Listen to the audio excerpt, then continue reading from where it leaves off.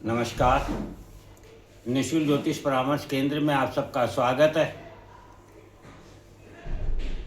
आज हम चर्चा करेंगे कि इस मानव जगत में द्वेष, ईर्ष्या, झगड़ा क्यों है और आने वाला समय किस प्रकार से संतुलन स्थापित करेगा। यहाँ समझने वाली बात है, आखिर संसार में झगड़ा किस लिए। आपने किसी को मान लीजिए धन संपत्ति जैसे मकान, फर्नीचर, कार या अपना समय या अपना साथ दिया और उसने समय पर उधार वापस नहीं दिया या आपका साथ नहीं दिया समय पर, तो आपको बुरा लगेगा, निश्चित रूप से क्रोध आएगा, आप झगड़ा करोगे, संबंध विच्छेद करोगे, हो सकता है उसकी बुराई भी समाज में करो, ये भी हो सकता है उसे आप अपमानित करो। लेकिन आपने कभी सोचा, आप कुछ भी कर लो, क्या जो आपने दिया वह वापस प्राप्त कर सकोगे?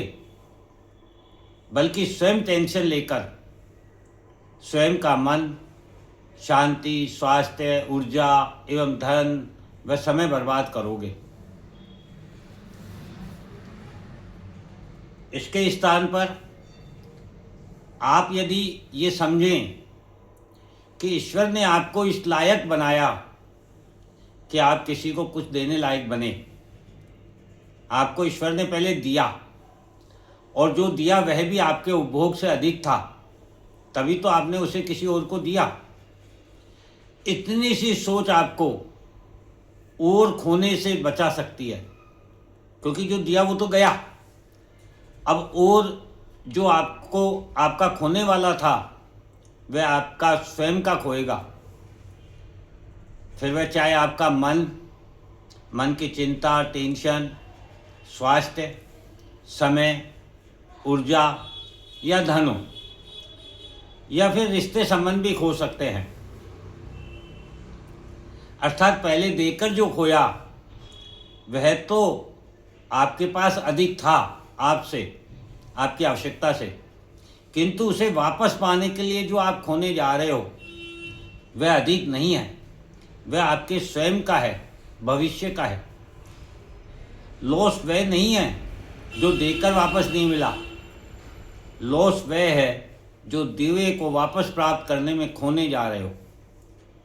ये समझ ही आपको आने वाले लॉस से बचा सकती है और आपके भविष्य को भी सुरक्षित कर सकती है। इसी प्रकार से आप देखेंगे कि समाज में प्रतिदिन ऐसे किस्से सुनने में आते हैं कि दो लोगों में आपस में प्रेम था, अच्छे संबंध थे, अच्छा व्यवहार था, किंतु उसमें से किसी एक ने धोखा दिया या एक व्यक्ति किसी अन्य से संबंध बना लेता है और पहले वाले को छोड़ देता है।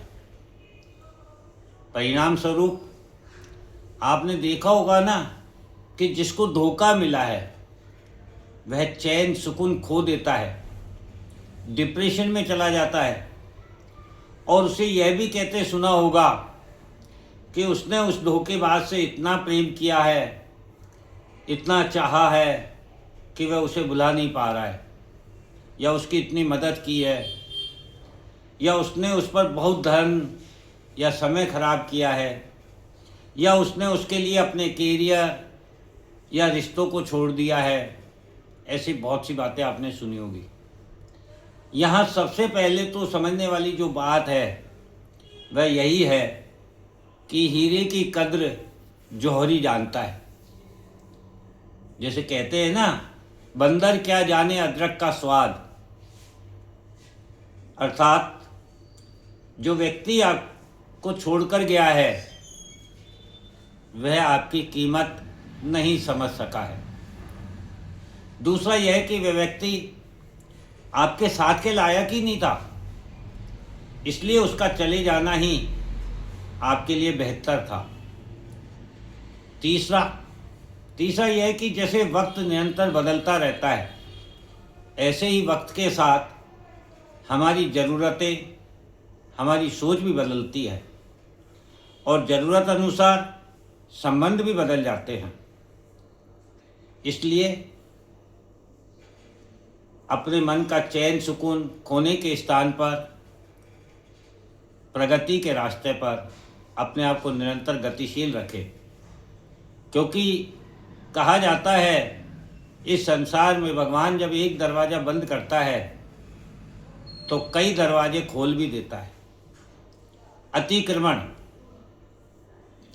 जब कोई व्यक्ति अपनी ताकत शक्ति का दुरुपयोग करके किसी के जीवन पर, उसकी संपत्ति पर, उसके संबंधों पर, उसके मन पर, उसके सोच विचार पर अतिक्रमण करता है, तो वहाँ पर फिर महाभारत होती है। और जहाँ महाभारत होती है या जहाँ राम रावण के मध्य युद्ध होता है या फिर देवता दैत्यों के मध्य युद्ध होता है, तो इसे धर्म युद्ध कहा जाता है। और धर्म युद्ध में हमेशा ईश्वरीय शक्ति को आना ही होता है।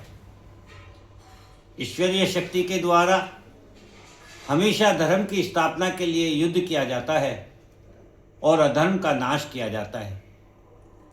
और यही वर्तमान में युग परिवर्तन दिखा रहा है। निष्कर्ष क्या निकला कि वर्तमान समय में जो आप विश्व युद्ध एवं संपूर्ण मानव जीवन में जो संघर्ष देख रहे हैं, ये धर्म युद्ध है, क्योंकि वर्तमान में अधर्म का राज है। चारों ओर अधर्म छाया हुआ है और इस अधर्म का अंत करके धर्म की स्थापना के लिए 2027 में स्त्री शक्ति अपना स्वरूप प्रकट करेगी, क्योंकि पृथ्वी के संतुलन का भार ईश्वर ने स्त्री शक्ति को दिया है। इसलिए स्त्री शक्ति के द्वारा ही धर्म की स्थापना की जाएगी। पिछले 30 वर्षों में आपने देखा भी होगा, सबसे ज़्यादा विचारों में यदि परिवर्तन आया है तो वह स्त्रियों के विचारों में परिवर्तन आया है। अतः अब संतुलन भी स्त्री शक्ति के द्वारा ही संपन्न होगा। यही आने वाले समय का भविष्य है। इसी के अनुसार आप अपने जीवन को आगे वृद्धि की ओर लेकर चलें और जो छूट गया, खो गया, परिवर्तित हो गया, उसे जाने दें। जय हिंद, जय भारत।